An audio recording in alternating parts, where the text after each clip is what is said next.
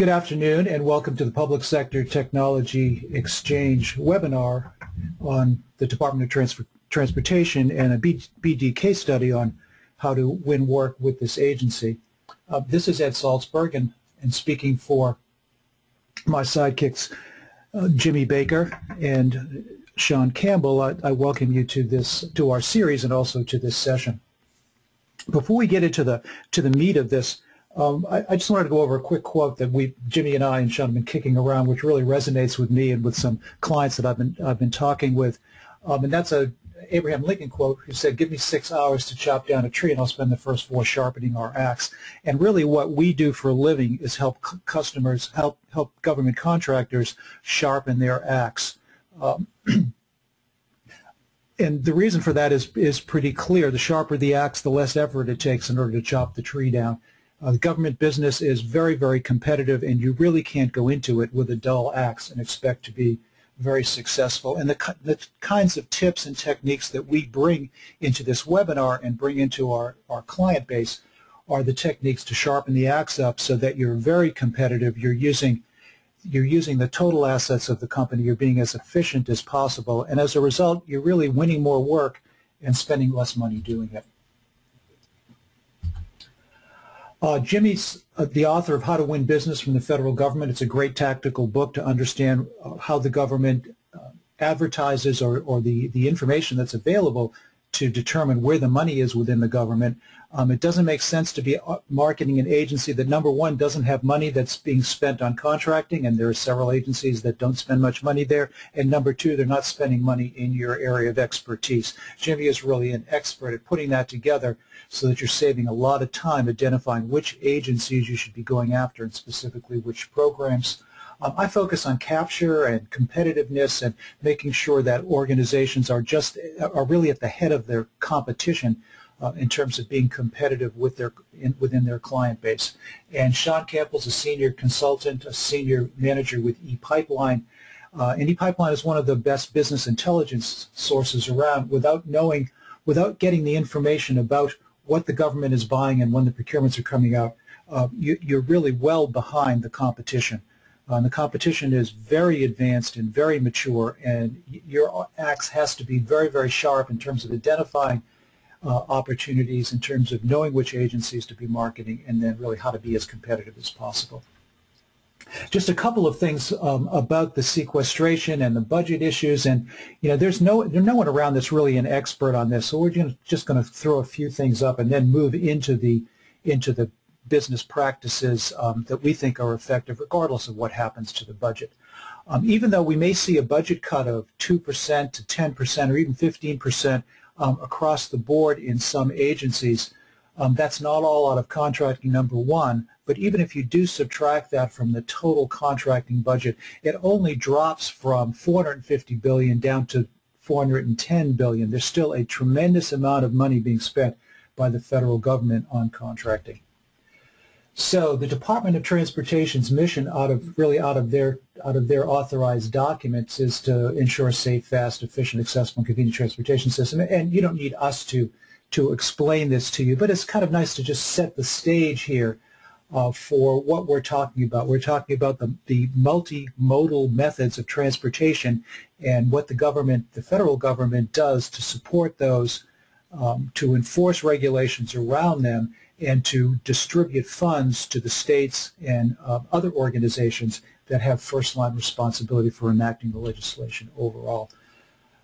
There's 60,000 employees in over 13 agencies.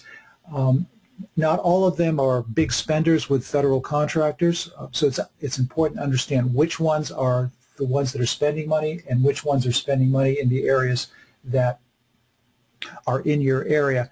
Breaking into the federal government and being successful in the federal government is not a casual activity.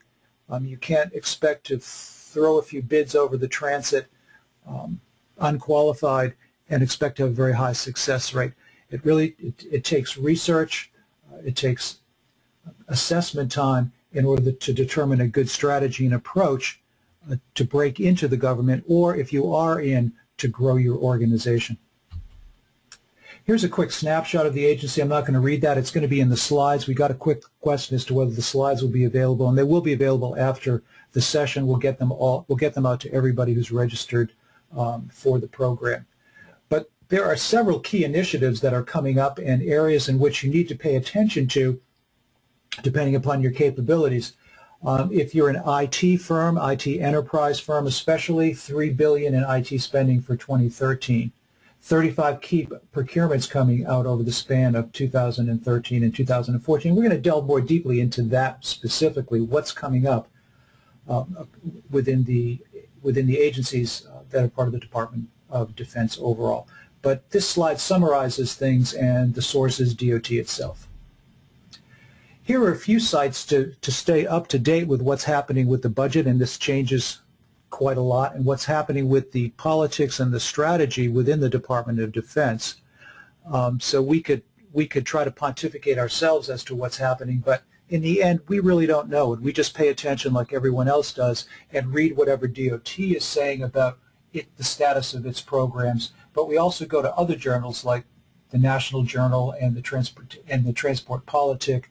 Also, the Transportation Blog is another one to go to, where there are media experts that are focusing just on the Department of Transportation. It's good to subscribe to these to stay up to date with what's happening. This is Jimmy. I also wanted to make a comment for everyone listening.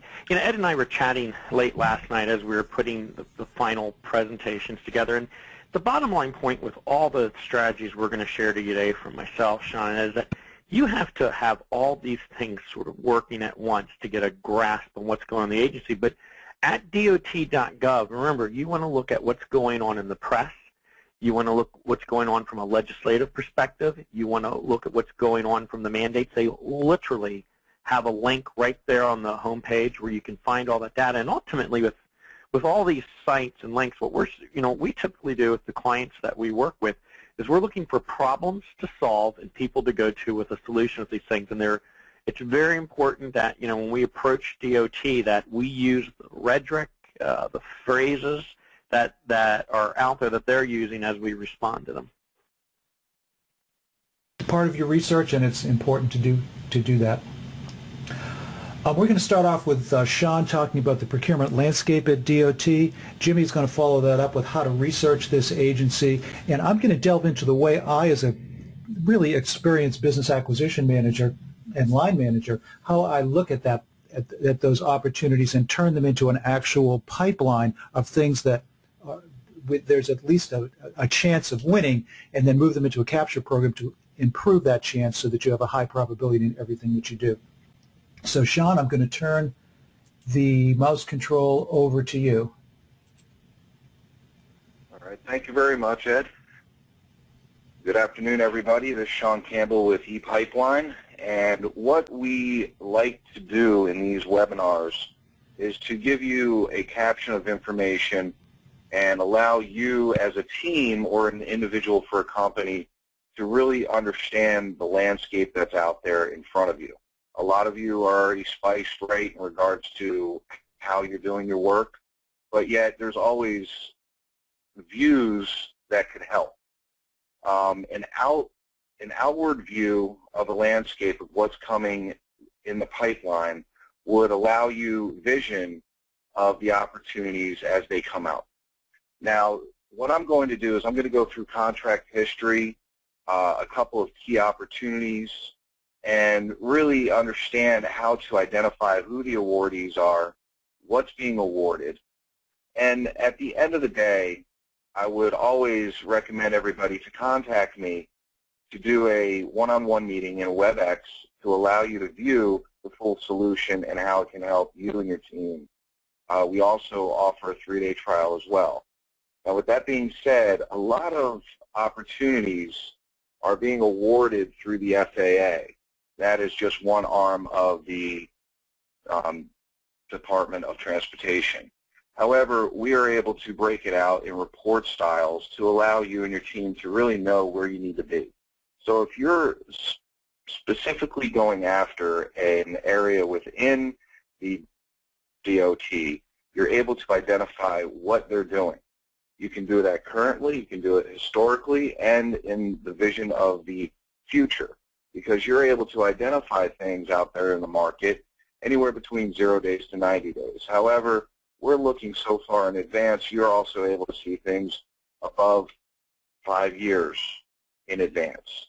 So I would always look at it as a viewpoint of you've got the now, you've got what happened, and where we're going to go as a team in the future. With that being said, you're always going to want to identify who's awarding the contracts.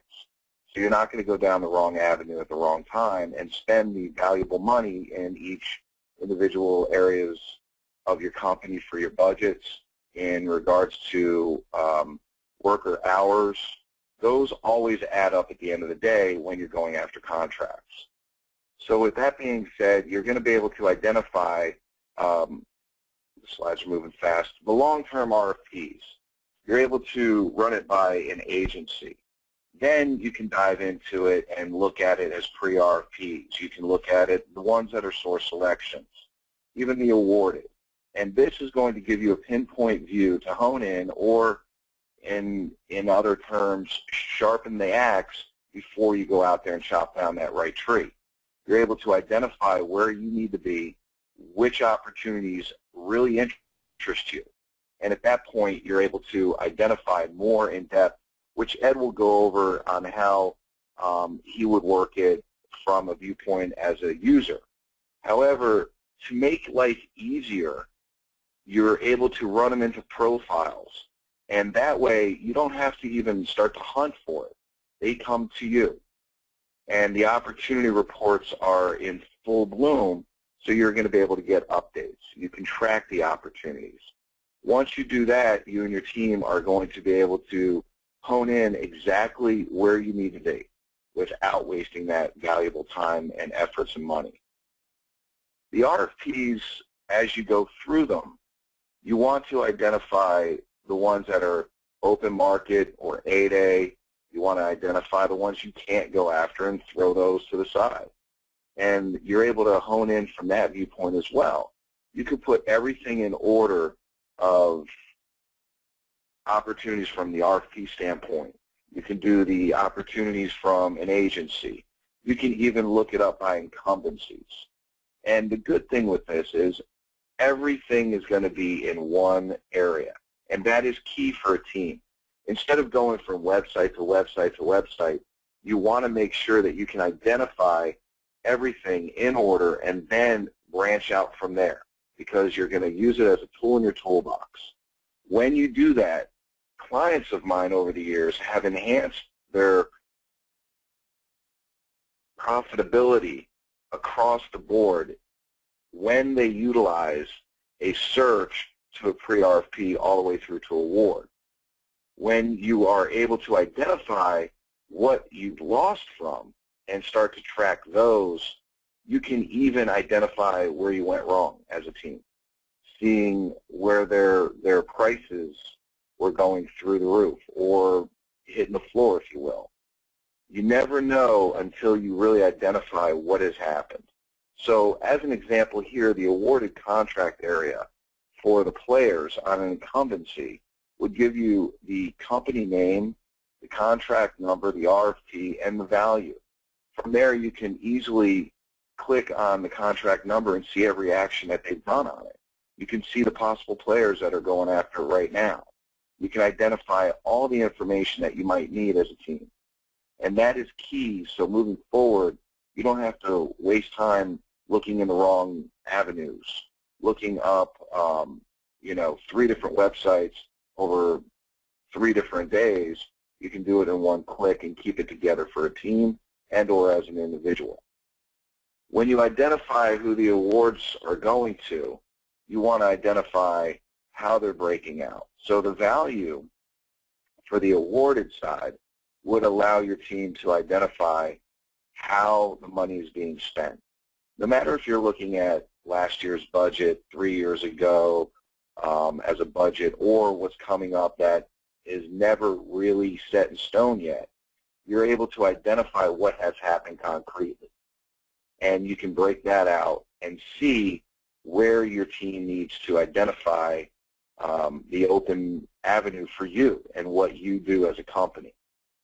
From here, you're able to even pinpoint per year and open up all the actions from that view. And those are all able to be downloaded. So you can run those into a saved search, keep it into your profile listing. You can visualize it. When you visualize it, you're able to identify the market in a more detail-oriented way. And as people identify where you're going as a team, you're not going to waste that time. And that is the key pressure that's out there. Most companies that I speak with are a day late and $20 short, because by the time they heard about a specific opportunity, they were not even able to get into the game. We're going to give that to you. Now, through the webinars, myself with James and Ed, we do variable things throughout the government in regards to helping our clients. However, each individual client is an individual. So in essence, you really need to hone in with that individual client to make sure the opportunities are right, make sure that they're going down the right avenues. And with that being said, I'm going to hand it over to James, and he's going to walk you through his viewpoint. But if you do have a chance to order his book, How to Win Business from the Government, you definitely have to pick one up. It's a great read. I've read it twice already, and I have actually started to utilize ins and outs from it. And I would love to have anybody contact me straight on for a WebEx meeting. I can walk you through within half an hour to an hour. I can hit your high points. I can hone in exactly what your needs would be and see if it's the right thing for you. Okay, Jimmy, before you start, I wanted to just say that there's a box for questions on the GoToMeeting panel, and if you just put those in there, we'll save time at the end to answer them. Have control of the desktop. Kindly shoot me over control of the slide deck, please, when you get a chance. You have that now. Okay. Might be two Bear clicks. with me just Click. a moment. It hasn't come through on this end yet. There you go. You've got it. Okay. Fantastic. Well, folks, I want to first off thank you for taking time out of your schedules to be with us. The idea of this is to teach you some tactics and strategies, which I'm going to do here, of how to leverage your business. We're going to give an example with the IT budget. The idea of all this, Sean kind of gave you an overview of how you can use his tool to look at the competitive landscape, where the RFPs are. Ed's going to show you in a few minutes how you can put those into a capture strategy. Pay attention to that. I've learned a lot from Ed. 20 years over with SAIC. He is a genius at capturing, and a lot of times, you know, as we all know, it can come down to a few variables, whether you win or lose.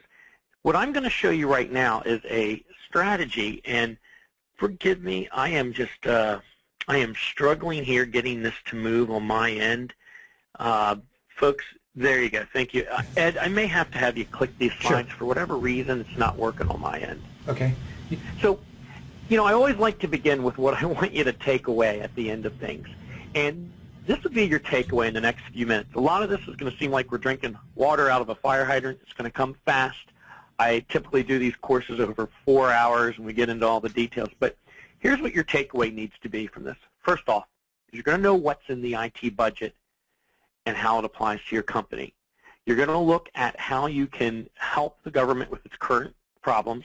You're also going to understand how to look up your competition and know what kind of task orders that they have. And then lastly, you're going to make sure that your sales and marketing rhetoric, and what I mean by rhetoric, the words you speak, the things you say, aligns with the leadership and vision and budget goals. Because frankly, I work with a lot of clients around the country, and you know, people, I was on a discussion the other day. Ed, you can go to the next slide. How do you get people into places? Well, frankly, as we understand the key problems that are going on in an agency, and we show the person on the other end a strength and why we're able to help them with that. It's hard. It's not easy. It's competitive. But that's one of the things we do. I'm going to go through this real quick. I will tell you all this. I read through all 400 budget items, line items, these last few days. $3 billion in IT spending for 2013, and I know the question comes up. We're all waiting for when 24 is going to get launched and what the impact 2014 and what the impact is going to be. Hold on to your seats. We will certainly have an update and probably tailor an event when that does happen. But there, in this coming year, there's going to be $1.6 billion in DME. So let me just kind of back up a step here. You have 400 budget line items, a ton of money, over all 400 of those, but 1.6 billion DME means your new money, development, modernization, and enhancement. We are still in the 2013 federal fiscal year. It ends in October. So you have an opportunity to still go into that. There are large investments in accounting, security, flight automation, situational awareness, infrastructure, satellite, radar, software and hardware maintenance across the board. And Ed, if you kindly go to the next slide. So as you're going through this, it's very important that you kind of keep in mind that you always want to follow where the money is. And I'm going to show you a technique how to do that in just a moment. The federal CIO literally, I think it was last week, presented his 2014 budget priorities. I'm not going to read these on the screen. You can read them for yourself. There's a link there, but I would certainly go out and understand how you're able to help the government with their vision. Ed, and if you'll go ahead and hit the next 2 slides, that would be great. Again, you have the link. You can read this, but the government's looking for these things. And, you know, if I were sitting here as a company, I would make sure I had innovate, deliver, protect, and analyze on all my websites and rhetoric, and I'd be able to show that. Next slide, please. Now, this is what I need y'all to do at home. If you're listening on the webinar, if you want to get another window and open it up, you can do this while we're talking. But to locate the technology budget, you're going to go out to whitehouse.gov, OMB/eGov/docs. You have the link there. You can just copy and paste it. And you're going to go down to the federal IT spending. Next slide, please. And what you'll come across, this is a massive Microsoft Excel spreadsheet. I've spent a lot of time with my business reading this thing. The bottom line is it's a representation of the technology projects that the government's going to spend money on. And soon we'll have another column here for 14 when and we'll be able to see 12, 13, and 14. But it gives you a view of the last 3 years of what's been going on with things. If you'd go to the next slide, and I will tell you this: when you download the Excel spreadsheet, there will be a tab, and you're going to actually get on the DOT tab for this. Now, here's what I need you all to do, and this is kind of your takeaway with everything. And I'm going to show you a technique to do, and then I can answer a question on it. But the first thing I want you to do is I want you to make a short list of what your company does. Typically, when I do this for clients, I'll go through their website, I'll read proposals, I'll look at their marketing literature, and I'm making a list of what they do. Do they sell mobile applications? Do they do open source? Is it security? Is it infrastructure? Is it systems engineering and technical assistance? Make a list of what your company does.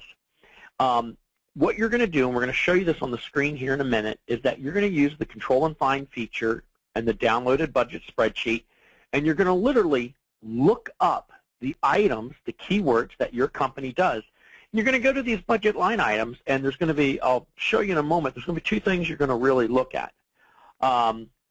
You're going to examine, where the new money is, and we're going to show you that in a second. But we're also going to look at opportunities. Let me give you an example. Recently went through this exercise with a smaller business that was looking at the Department of Justice, and they were intrigued by contracts that were, $250K over 3 years, and they were saying, okay, if we see a consistent funding in this, that means there's also a chance for something to be recompeted in that. And it's a very, keen observation with that. Then lastly, and Ed, you can go ahead into the next slide, what you're ultimately going to do when you go through this budget line item, which you're seeing on your screen, this thing is columns A through X. It's massive. It's hard to go through. It's like eating a porterhouse steak. It's full. It's rich. It's got a lot of information in it. but you're going to add a couple columns in here. And you're going to put, are there any business cases, Form 300A, that are associated with this? Are there any upcoming RFPs? Sean has offered everyone, go use the system for 3 days. Download all the RFPs coming out of DOT. Are there any that you need to know about? And then lastly, you're going to need to connect it to a point of contact. And we're going to show you how to pull those things.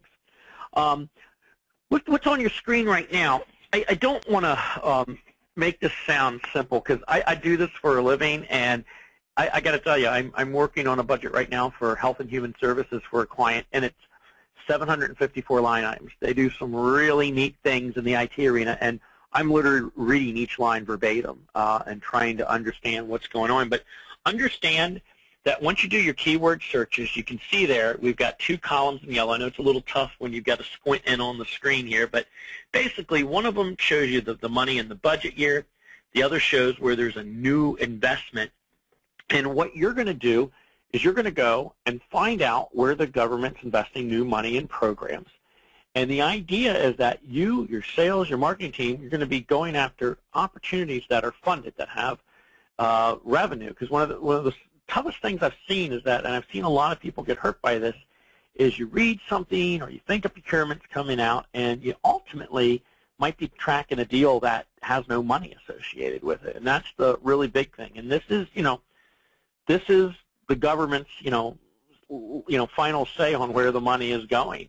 So again, short list, if you're on the Mac like me, Control F, and literally type in these keywords, and it's a way for you to get a sense of where what you do fits into what the government's looking for. Next slide, please. I put this on here, and we'll just spend a quick moment. Look at all the columns. I mentioned earlier they go through X. They also give you a breakdown of the vertical, how it's going to be done. There's a lot that you can learn, whether it's a major or minor investment. You can actually track these down to the office. And, the goal of this webinar today is not to, teach you what all the columns do. It's to give you an idea of how you can go in right now today after this webinar, download the President's budget, and start looking where there are funded opportunities in the Department of Transportation. Next slide, please.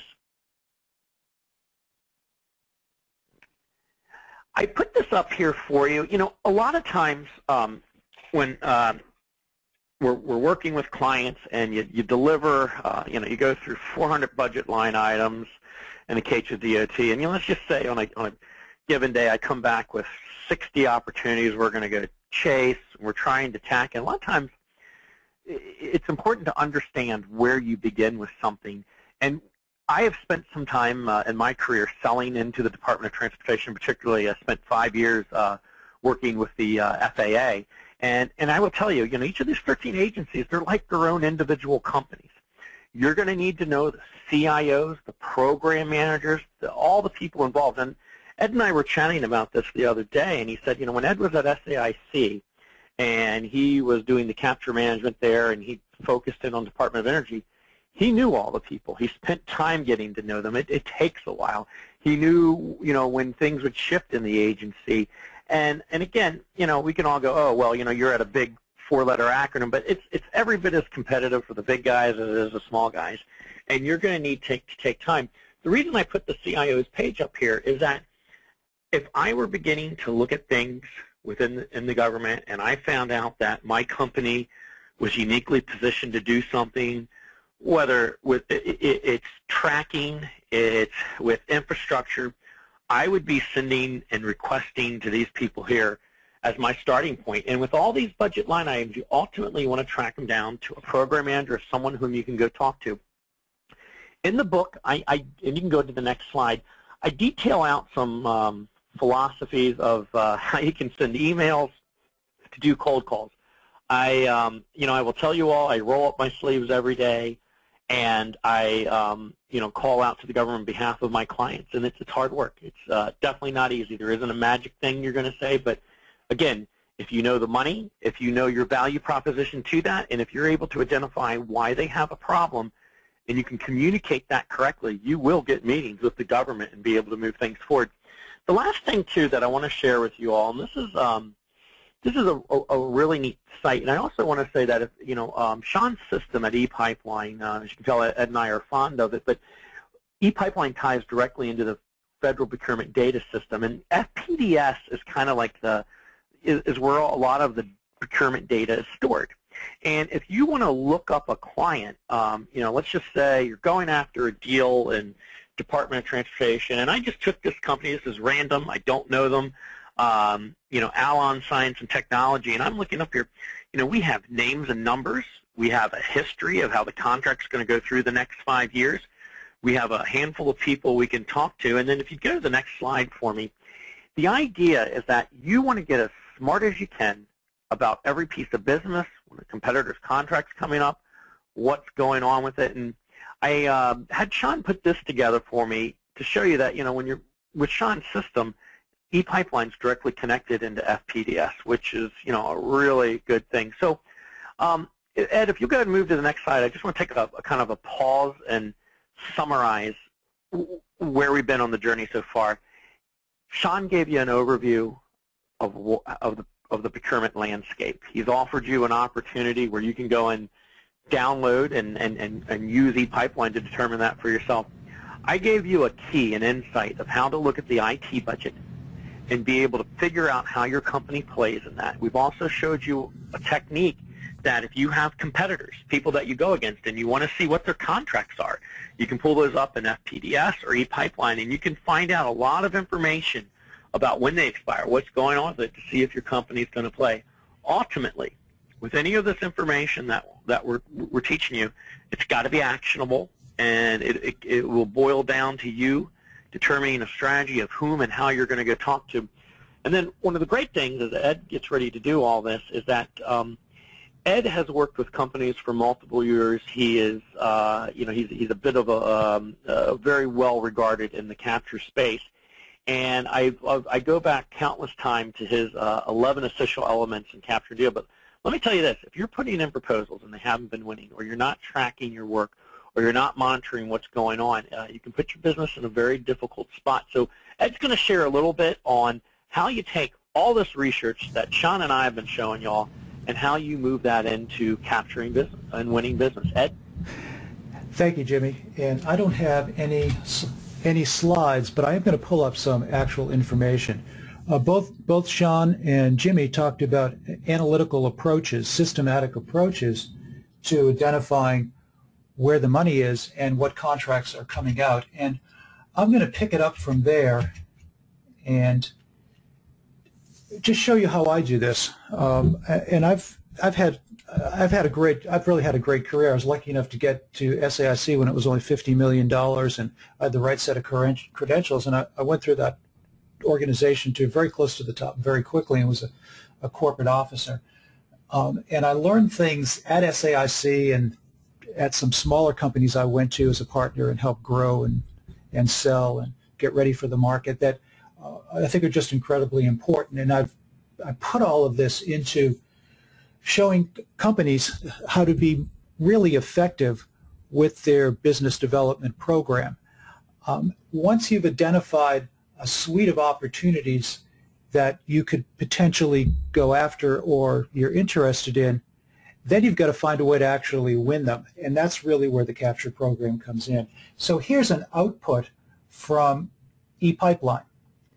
And there's several things that I really do like about ePipeline. One is that the search engine is really very good and easy to use, but also I can configure an Excel export any way I would like to, and then I can save that and I can save many different views, and I have several views in ePipeline that I use for different purposes. But here's one I put together just for today because I just want to demonstrate what's in the DOT list over a certain period of time and how I look at it, and how, if I were either still a line manager or working for a company, how I would select specific opportunities out of here to really go after. So here I put together a table that includes the opportunity ID out of ePipeline because I want to tie it back to ePipeline and see what the updates are, which office within DOT, the opportunity name, the value, The award date, which is not that as important to me, but the RFP release date is really important. The type of work is really critical. I'm going to show you how to use that to narrow down your list. I want to have the background information. I want to know who the prime contractors are. I want to know what kind of contract types, single or multiple types, are issued by that vehicle, what the status of that opportunity is, what the NAICS code is, and which is the classification code to see whether I qualify or not. Period of performance, not that important. The procurement type, certainly important. There's an 8A, full and open, total small business setter side. The proposal due date, a little less important. And if the RFP is listed, I want that in here. There are a few of these columns, I call them minimum data set. And that's the RFP date, the type of work, the background, and the value, and of course the opportunity name. But with those I can drive a capture program. And the window that I used was July 2013 through December, the end of the year 2014, essentially an 18-month window starting several months in the future. I don't want that window to start now because I don't have time to actually get the right information to make an informed bid decision. So I kicked it out a few months. And here I have 35 opportunities that are coming up out of the Department of Transportation in the next 18 months starting in July. We talk a lot here about the IT budget, and I always get a question, do you guys only do IT? Well, actually, I don't really do IT, although not as a mainline business. I really do professional services, environment, energy, DoD programs. And Jimmy talks about the IT DME, which is the new money, and the question is, well, how do you find the new money if it's not IT? And it is a little bit harder.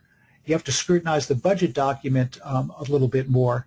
But you can also get a hint from the scan through what comes out of ePipeline, because I can just look at emerging or new opportunities. So these are not recompetes, but actual new opportunities, which the ePipeline analysts will have identified and listed in the database, which is not FPDS directly, but from calling the agency and other sources in order to get it.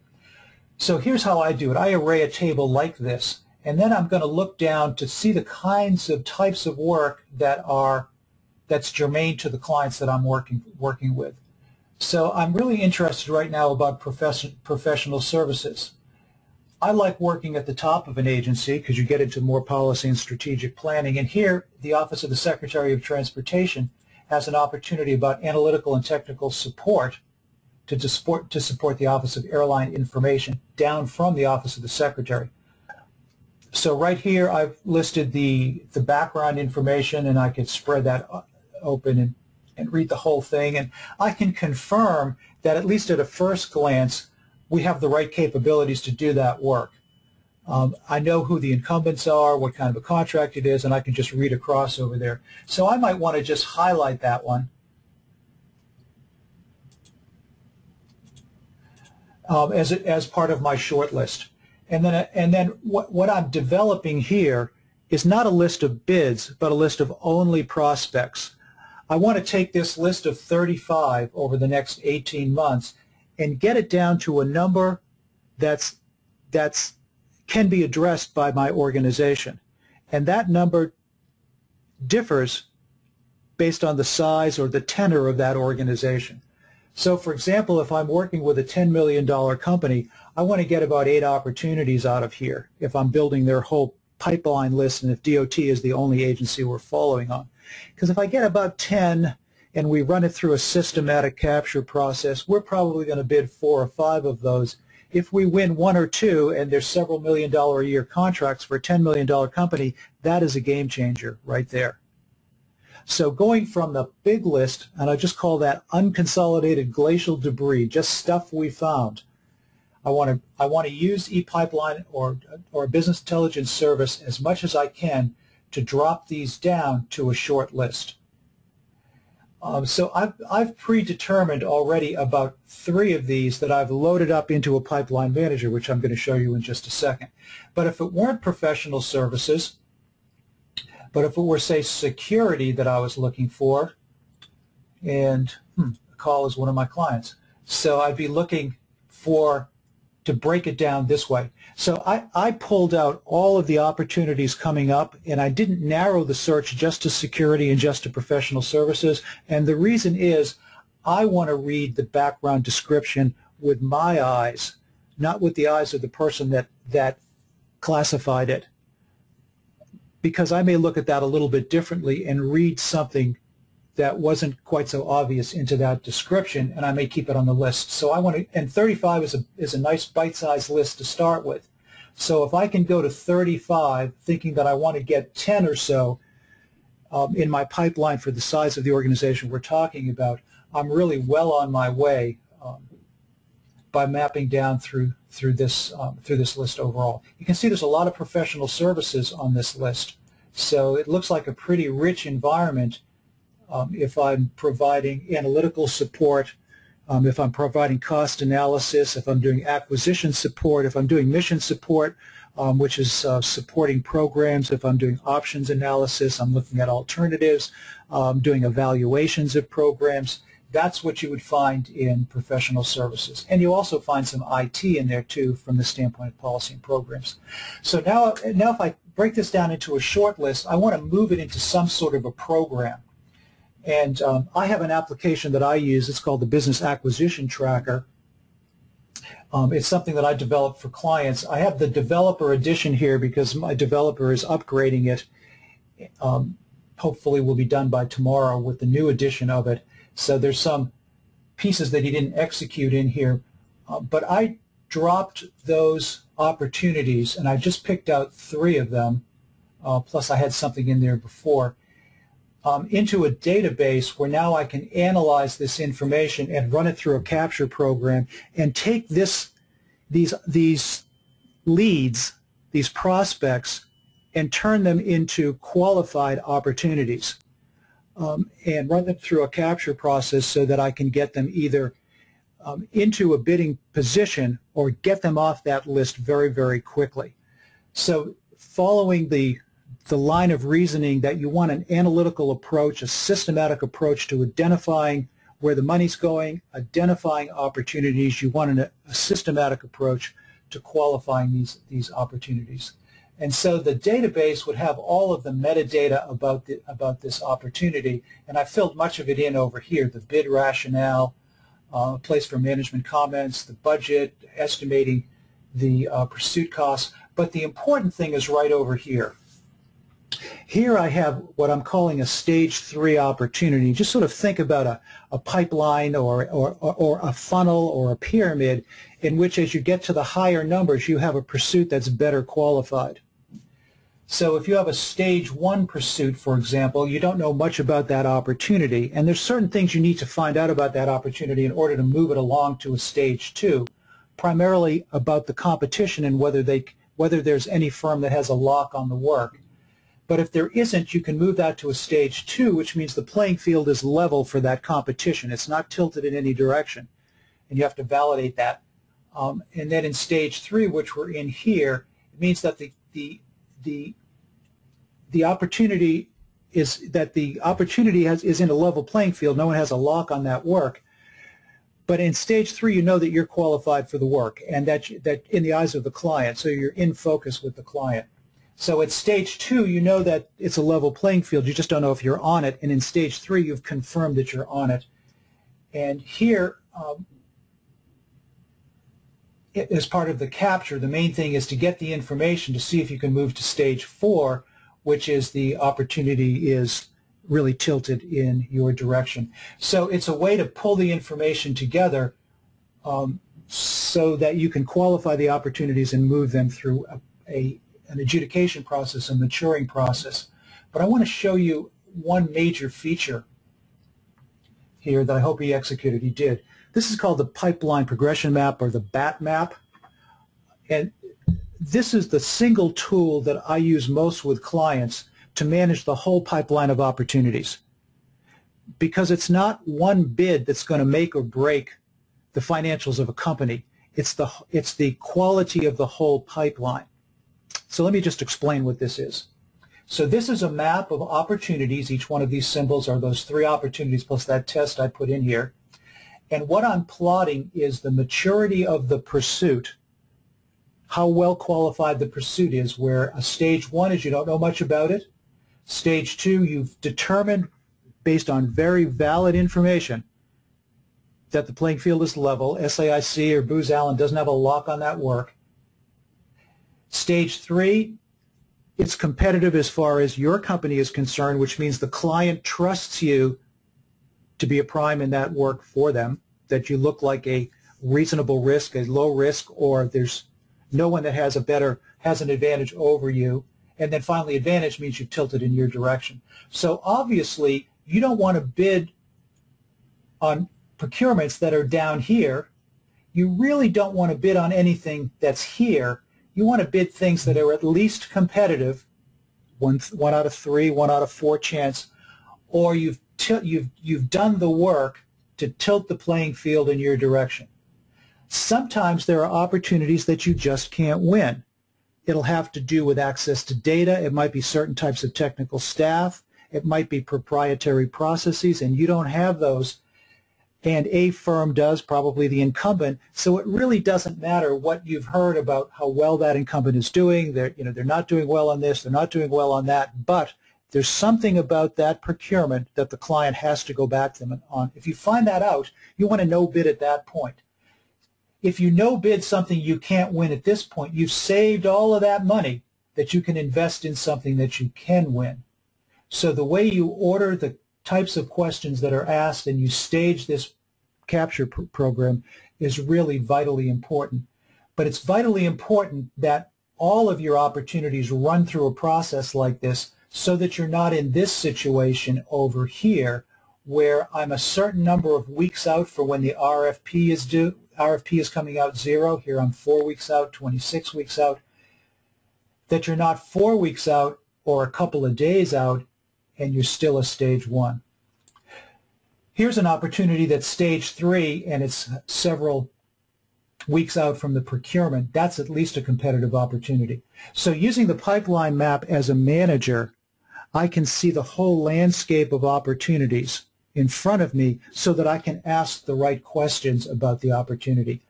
On this one, I want to start to get this moving up to 2. My only question here is, can you get this up to 2 quickly?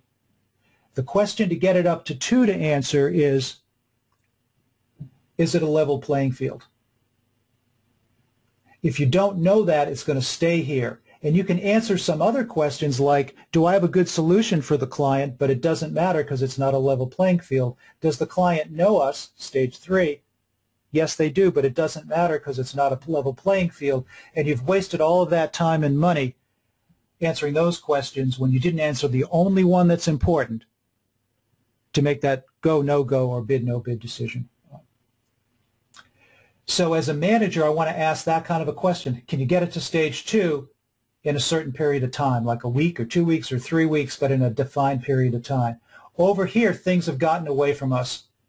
Right now, I'm considering as a manager why we're still in this one. How much money have we spent on this not to get out of stage 1? Is there any reason for that? Can we get to stage 2 and to stage 3 in the next couple of weeks? If the answer is no, it's going to take us much longer to do that, I'm going to no-bid this right now and cut it right off. And this one, I'm going to be asking them, can we get to stage 4? This is probably a 1 in 3 probability. Can I get to stage 4, which would be a 70% chance, roughly 70% chance, where I've tilted the playing field in our direction. The faster you can get an opportunity up to stage 3, the more time you have to try to tilt it in your direction.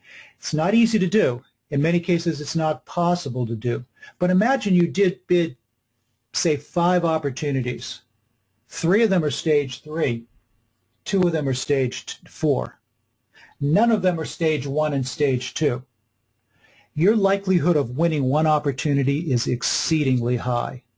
It's almost not possible to lose all 4 of those if you bid them from only from stage 3 and only from stage 4. At least from a positioning standpoint, if you've got a good way to get the proposal written, which is the second step to make sure that you can translate all of that into into the proposal itself. Okay. And that is all I wanted to talk about. I had no slides, just a couple of demonstrations to show you some ways to approach the capture from taking your large list of unconsolidated debris into a short list and then into a capture program where you can, if you run it correctly, you can really guarantee that your win rates are going to go up, because you don't bid things you can't win, don't bid things you're not well positioned for, and only bid opportunities in which you are on the competitive landscape or you've tilted that in your direction. So with that, I think we can move into questions. And this is Sean Campbell. I just wanted to make it known that my email address is messed up on the slide here. It certainly is. And just so your management doesn't get mad at us,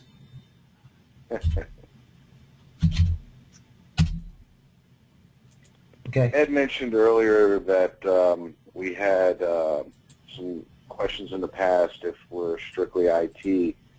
I think from my viewpoint, I'll just state ePipeline covers all tiers of the government. There's three main tiers: IT, O&M, and AEC. You're able to hone in on any NAICS code, any keyword or key phrase within ePipeline. So just makes your life easier as a team. Again, never utilize any one solution as your end-all, because when you go into battle, you never just walk in there with one troop. You walk in there with a whole army. So my whole goal is to help enhance a client's viewpoint of what's coming up, how to identify it, and how to go after it. And then it's up to you how to win it. But again, it makes life easier with our researchers to help identify the opportunities, to help track them. And what Ed was mentioning through what he was showing, how to utilize the information internally on a specific standpoint. But each individual is their own, so just hearing from myself and Ed and James, you got to understand, you would walk away with your viewpoints, your highlights, and one of us can always help you, or all of us can help you. Jimmy, there's a question here about the spreadsheet that's on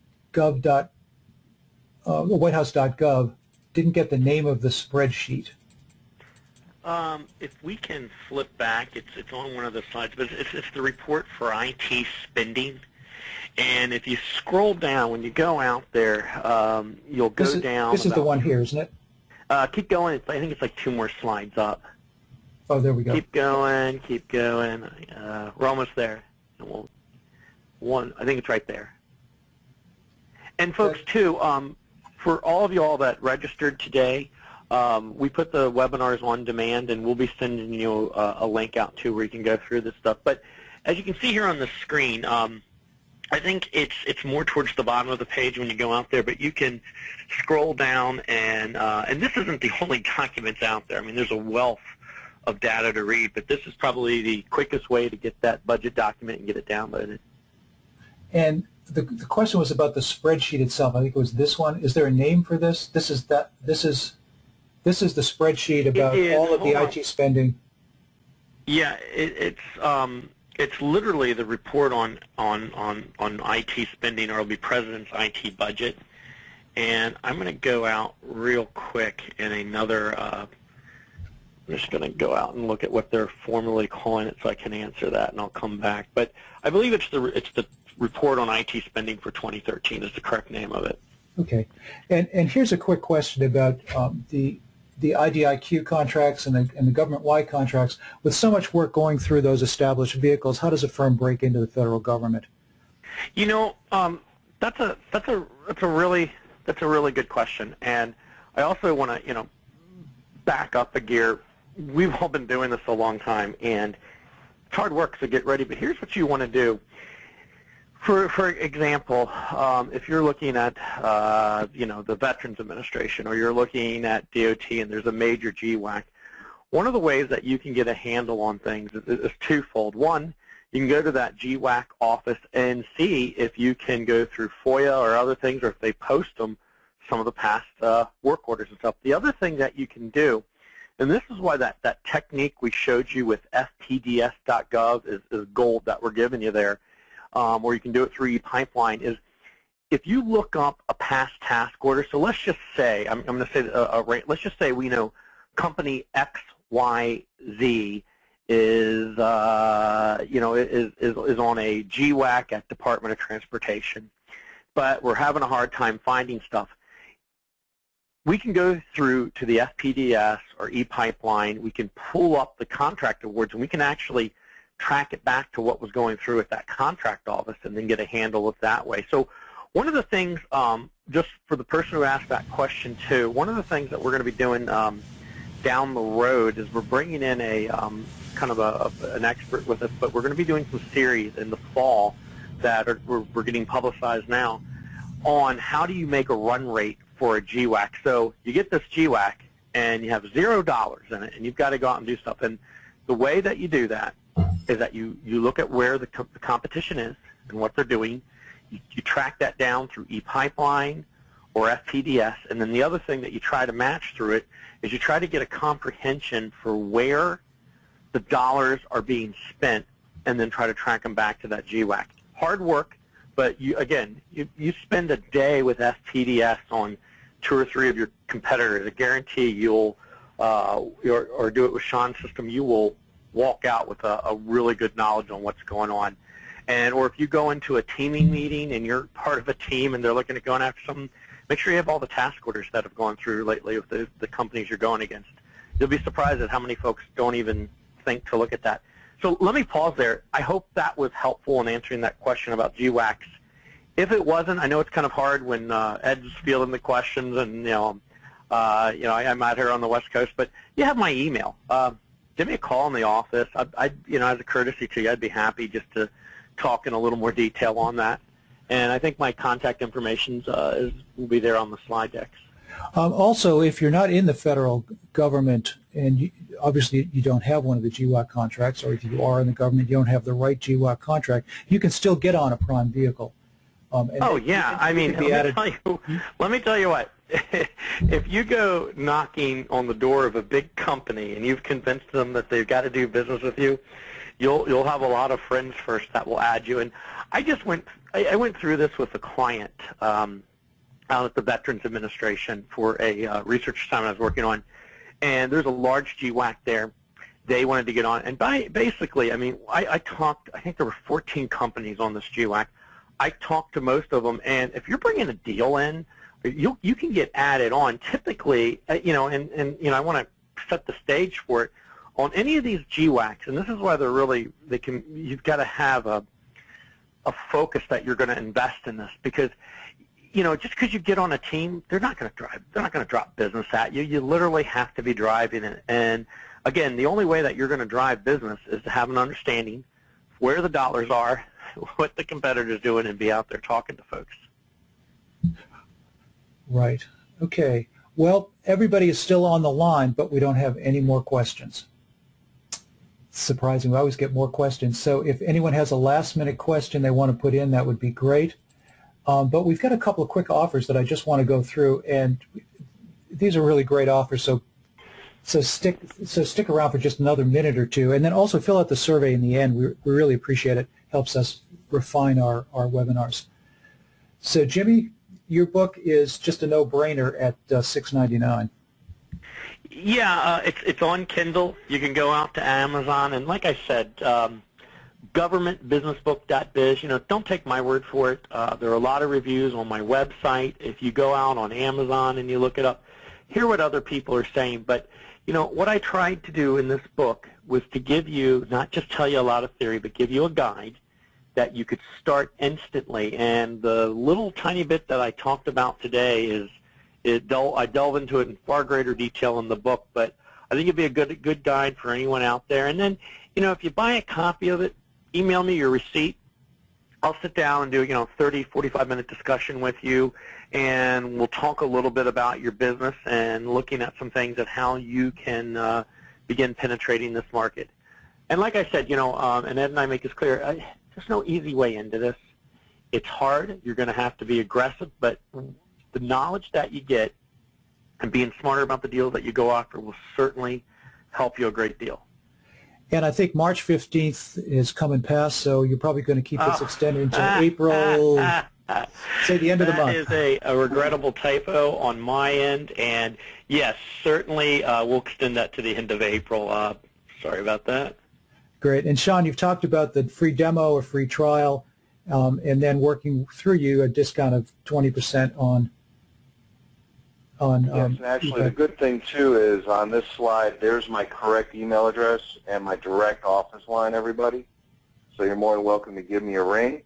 The easiest way to really dive into ePipeline and to see if it's the right fit for you and your team is to meet with me one-on-one. That way I can actually walk you through the whole solution. I can answer questions directly live while we are doing it. And also I'm able to extend to you a free trial. From that viewpoint, if anybody is interested, I am available right after this meeting. I'm available via email or phone. I will be available most of the week next week as well. I do have meetings here and there with other clients. However, if you do mention that you came through the webinar, then you do get a special percentage off at 25% off, and it just varies on how many users each individual company needs. I can work those up individually. Great. And I use ePipeline all the time. I feel like I'm adrift at sea if I don't have that in the email push. I have two things I just want to talk about, and that's something I call proposal piloting. I have tremendous experience in proposals, getting them done right, and getting them framed up properly. So if you're going to lose, you're not going to lose because you didn't score as high as you possibly could score on that proposal. Much like the pilot fish to kind of bring that booty home. What I do is I'll come in at a couple of strategic points. This is just a very inexpensive way to get some extremely strong leverage on your proposal. And if you're a small business especially and you don't have someone that really is experienced on how to dissect that proposal, break it down into its, dissect that RFP, break it down into its parts, and construct a very, very compliant, compelling, resonant RFP, here's an easy way to do this, and an inexpensive way to do this is to let me critique your proposal, plan, develop the red team structure, and really make sure that we take the proposal itself and head it right for the target. It doesn't mean you're going to win, because there's positioning and other things, but you don't want to lose, especially if you're well positioned and you spent a lot of money on it. You don't want to lose because your proposal wasn't compliant, or you missed something because you didn't perhaps understand the importance of making sure that it was easy to score and that you could squeeze every point out of it. And I have a lot of examples about that. The second thing is that I showed you the business acquisition tracker, or at least a piece of it. It's a Microsoft-based software program, and I also tie that with, if it's still up over here, a training program that goes through the whole capture process from a decision framework standpoint, that all of the analytics that are built into the business acquisition tracker come from this training program. It's downloadable, or it can be streamed in to your desktop. And for the webinars, what I'm doing is I'm combining the business acquisition tracker and a single version, really a small business desktop version of the business acquisition tracker, which is much more powerful than the few things that I showed you here, into a price of $4.95, which is only the price of the training. So you essentially get the business acquisition tracker for free. The single user desktop version can be migrated up to a server version, and most of my clients do bring it up into the server, into their server, into a shared environment, and it's a very, very powerful tool. And there are some others out there. The difference is that the others you need to configure yourself, and this one I've already configured with everything as an experience capture manager I would want to see in a business acquisition tracker from a management standpoint, so that when RFPs come out, your team is absolutely ready to go. The positioning is done. You're only bidding from 3 and 4, and that your win rate really skyrockets as a result. If you follow the decision process, it has to increase. I mean, mathematically, it can't do anything else. So here's my contact information, and you can find that webinar special. And I don't advertise it on the site, so this is blind. You won't find it in the tabs. You can contact me, or remember /webinar special on my website. And there's a lot of training on the website too. My essential 11 items, which are a subset out of the full training, are up there, and it's pretty easy and pretty good read. Our next event is April 25th, where we're going to be doing a similar look, but this time at the Department of Treasury. You can go out on this website. It's also up on my ERS Advisors website for the registration, and also for the rest of the webinars in the series through the summer, through the spring and summer. We'll be dealing with the Department of Justice. After Treasury, we're doing Health and Human Services, and I think 1 or 2 others, and we'll get a deep dive into each one of those departments as well. And so I thank all of you who have stayed on until the bitter end, and almost all of you did. So speaking for Jimmy and Sean, we appreciate your attention and hope to hear from you and also see you in our subsequent webinars. So Jimmy and Sean, any final thoughts? No, thank you for your time. Good day to you all, and appreciate you spending the last hour with us. I appreciate everything, everybody, and look forward to hearing from you.